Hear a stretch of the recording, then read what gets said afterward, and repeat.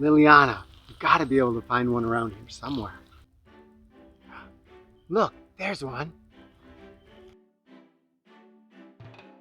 This is Pleureus morphiniferus, one of the rarest mushrooms in the forest. It grows only where elms and birches grow together in alkaline soils. What are you laughing at? Maybe you should pick it. Pick it? I suppose we should harvest it for our collection, shouldn't we? What? This isn't a mushroom at all. This isn't a Pleureus methodophilus. No, it isn't. I carved it, Dad. You carved it? This is wood? I guess this wasn't quite what I thought it was. But we are going to show you how to carve a Mephilis corphidophilus mushroom out of wood. It is a fun beginner, or I would say intermediate, carving project. This is all going to be easier if you start with a stick that has some length to it. And choose one that's the same diameter as you want the head of the mushroom to be. First, I'm going to measure out with 2 little marks how long the mushroom is.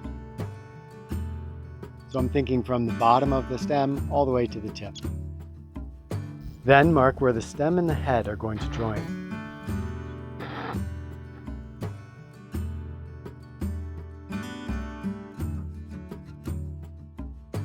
Then I'm going to cut 3 different rounds. When you're going around, don't cut all the way through at first. Just get it so that it's almost all the way through.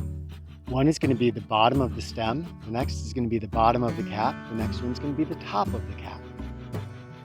You want to do this in such a way that you have a handle here.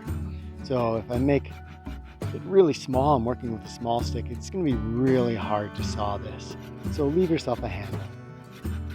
This one's already cut flat on the end, but I'm going to pretend like it's not so that you can see the whole process if you're just using a broken branch from the woods. The top and the bottom of the mushroom, you're eventually going to cut all the way through. So as you do your rounds, make them pretty close to all the way through, but don't cut them through quite yet.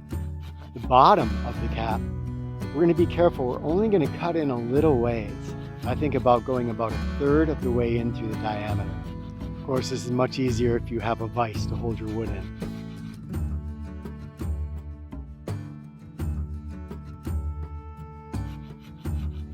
Now you can cut the top off.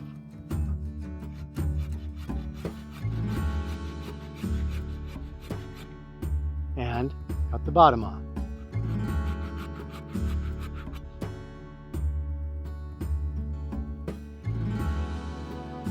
Again, use a vise for safety if you have one. For this next part, something like a Mora knife with a really thin blade works best.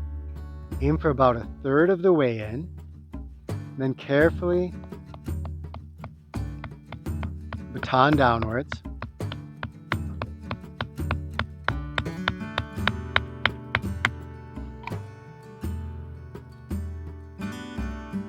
And should snap off right to where you cut it. We're going to keep doing that around, trying to create basically a round cut here.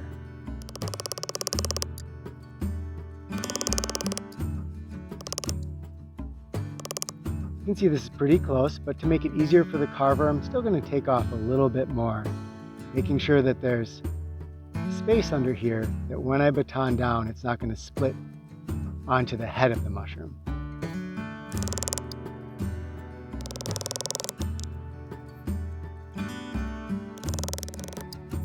All right, now I've got it ready for carving, and we're going to take it in to Liliana. Show us how this is done, Liliana? Yeah.